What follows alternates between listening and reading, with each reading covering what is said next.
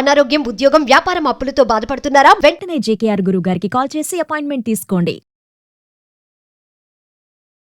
నమస్తే, welcome back to Suman TV. Present మనతో పాటు ఉన్నారు అనలిస్ట్ మందరి కృష్ణారెడ్డి గారు. నమస్తే సార్. నమస్తే అమ్మా. సార్, ట్రంప్ యొక్క మరి అరాచకం అనుకోవాలా, డెసిషన్స్ అనుకోవాలో తెలియదు కానీ వీసా విధానంలో కానీ స్టూడెంట్ విధానంలో కానీ చాలా కూడా డెసిషన్స్ వస్తూనే ఉన్నాయి. మరి ఈ క్రమంలో చాలా మంది ఏంటంటే యుఎస్ఏకి పక్కన పెడితే దుబాయ్ వెళ్ళి సెటిల్ అయిపోవాలని చూస్తున్నారు. దుబాయ్ కానీ సింగపూర్ కానీ, అంటే అక్కడ కొంచెం ఫెసిలిటీస్ కానీ ఇవన్నీ కూడా బాగున్నాయండి. ఇంకా చూస్తే ఎన్ఆర్ఐలు కూడా ఇక్కడ నుంచి అక్కడికి వెళ్ళి సెటిల్ అవ్వాలనుకుంటున్నారు. ఒక్కసారి ఎందుకు అంటారు దుబాయ్ వర్సెస్ అమెరికా అంటే ఏం చెప్తారు?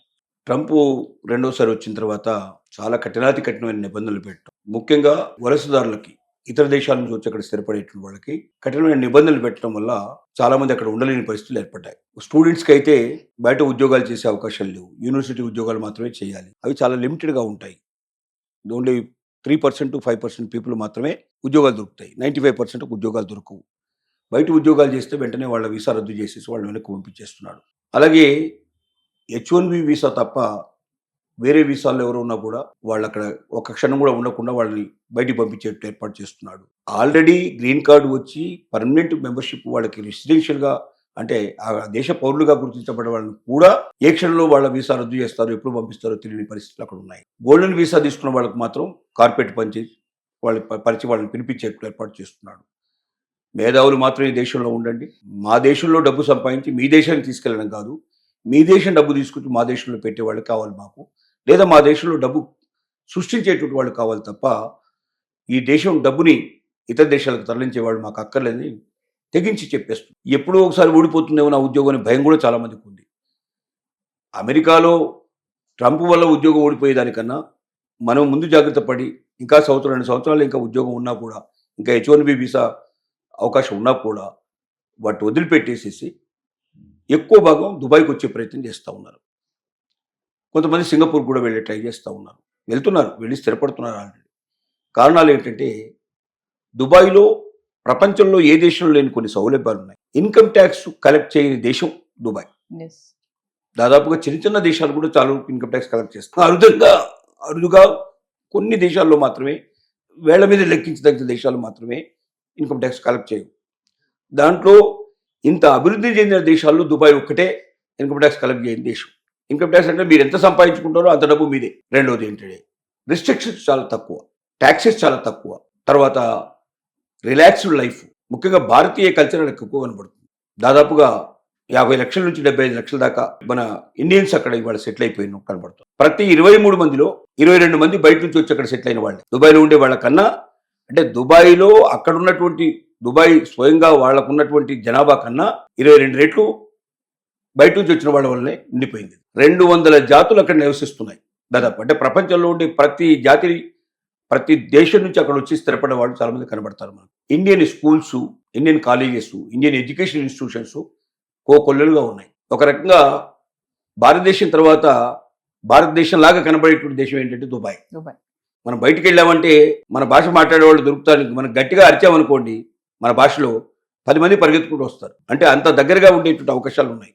అంత ఎక్కువ మంది ఒకే భాష, తెలుగు వాళ్ళు ఉన్నారు, హిందీ వాళ్ళు ఉన్నారు, ఇండియన్స్ అంతా మ్యాక్సిమంగా అక్కడ సెటిల్ అయి ఉన్నారు. ఇన్వెస్ట్మెంట్ చేసుకుంటే కూడా అక్కడ ఖచ్చితంగా మన డబ్బు మనకు వస్తుందని ఒక నమ్మకం, విశ్వాసం మనకు ఉన్నాయి. మీరు కేరళ వాళ్ళు అక్కడ సూపర్ బజార్లు మొత్తం నడిపేది కేరళ వాళ్ళే. రిటైల్ బిజినెస్ అంతా కూడా కేరళసే చూస్తారు ఎక్కువ భాగం మ్యాక్సిమంగా. తర్వాత విందు వినోదాలు విపరీతంగా ఉన్నాయి. డబ్బు ఖర్చు పెట్టగలిగే వాడికి ఆనందం, సంతోషం ఎంత కావాలో దొరుకుతుంది. డబ్బు సంపాదించడానికి అవకాశం ఉంది, డబ్బు ఖర్చు పెట్టే అవకాశం ఉంది. సో ఇన్ని రకాల అవకాశాలు ఒక దేశంలో దొరకడం అనేది చాలా కష్టం.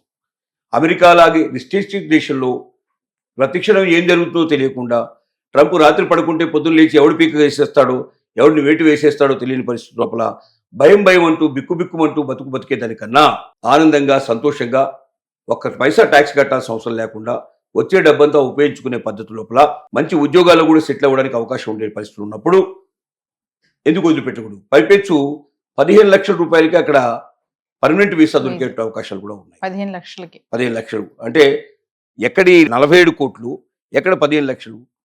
టిప్ అన్నట్టు మామూలుగా 15 లక్షలు అనేది పెద్ద విషయమే కాదు. మరి ఇవాళ ట్రంప్ వీసాకే అడ్వాన్స్ కట్టమంటున్నాడు, $15,000 కట్టమంటున్నాడు. మరి దానికన్నా ఇది బెటర్ కదా. కాబట్టి ఎక్కువ మంది అమెరికా నుంచి అక్కడికి వస్తున్నారు. స్టూడెంట్స్ మాత్రం ఎక్కువగా దుబాయ్కి వెళ్ళే అవకాశాలు ఉండవు. ఎక్కువగా మనకు యూరోపియన్ కంట్రీస్కి ఎక్కువగా వెళ్తున్నారు. అమెరికా తర్వాత యూరోపియన్ కంట్రీస్ని ఎక్కువ ఎంచుకుంటున్నారు. ఎందుకంటే ఎడ్యుకేషన్ స్టాండర్డ్స్ దుబాయ్లో అంత గొప్పగా ఉండవు. ఇన్స్టిట్యూషన్స్ కావాల్సినవి ఉన్నాయి, కానీ స్టాండర్డ్స్ మాత్రం తక్కువ. కాబట్టి స్టూడెంట్స్ కన్నా ఎక్కువగా ఏంటంటే ఉద్యోగం కోరుకున్న వాళ్ళు, ఫ్రీడమ్ స్వాతంత్రత కోరుకున్న వాళ్ళు, అమెరికన్ విధానాలు విసిగిపోయిన వాళ్ళు, ట్రంప్ యొక్క చేష్టలకి బాగా బాధపడుతున్న వాళ్ళు చాలామంది ఇంకా 1-2 సంవత్సరాలు మనకు తనకు ఉద్యోగ అవకాశాలు ఉన్నప్పటికీ ఆల్రెడీ ఉన్న ఉద్యోగంలో ఉన్నవాళ్ళు, వ్యాపారంలో ఉన్నవాళ్ళు కూడా అక్కడి నుంచి వదిలేసి మెల్లమెల్లగా దుబాయ్కి ఎక్కువ మంది వస్తున్నారు. సార్ అంటే ఫైనల్ గా చూసుకుంటే ఇప్పుడు మన ఇండియన్స్ అందరూ కూడా దుబాయ్ క్యూ కడుతున్నారని అనుకోవచ్చు అంటారా? క్యూ కడుతున్నారని చెప్పకపోయినా అమెరికా తర్వాత నెక్స్ట్ ఎంచుకుంటున్నటువంటి దేశం మాత్రం దుబాయ్. అంటే స్టూడెంట్స్ కాదు, స్టూడెంట్స్ కాకుండా ఉద్యోగాన్వేషణలో వెళ్ళే వాళ్ళకి హైయెస్ట్ జాబ్స్ దొరకకపోయినప్పటికీ మిడిల్ జాబ్స్ వస్తున్నాయి. అంటే మరీ లోయెస్ట్ కాకుండా హైయెస్ట్ కాకుండా మధ్య రకమైన జాబ్స్ ఎక్కువ ఉండే వాళ్ళు ఇక్కడికి వచ్చే ప్రయత్నం చేస్తున్నారు. ఎవరైతే అమెరికాలో హైయెస్ట్ పోస్ట్లో ఉన్నారో వాళ్ళకి అక్కడ పెద్ద చింత లేదు. వాళ్ళని అక్కడ వదులుకోవడానికి అమెరికా సిద్ధంగా లేదు. కాబట్టి వాళ్ళు రావడం కష్టం. తర్వాత ఉండే వాళ్ళు ఎవరున్నారో వాళ్ళకి అవకాశాలు మెండుగా ఉంటాయి. ప్రపంచంలో ఏ దేశంలోకి వెళ్ళినా మెండుగా ఉంటాయి. కాబట్టి వాళ్ళు ఏం చేస్తున్నారంటే అక్కడ ఉద్యోగం వదిలిపెట్టినా మనకు దుబాయ్లో ఉద్యోగం గ్యారంటీగా దొరుకుతుంది. దుబాయ్లో ఈ రిస్ట్రిక్షన్స్ లేవు. మనం కావాలంత సంపాదించుకోవచ్చు. ఎంత ఆనందపడాలో అంత సంతోషపడడానికి అవకాశాలు ఉన్నాయి. ఎందుకంటే అక్కడ క్లబ్లు కానీ పబ్బులు కానీ రకరకాల ఆనందాలు సంతోషాలు పొందడానికి ఎంటర్టైన్మెంట్ రిక్రియేషన్ కావాల్సినంత ఉంది.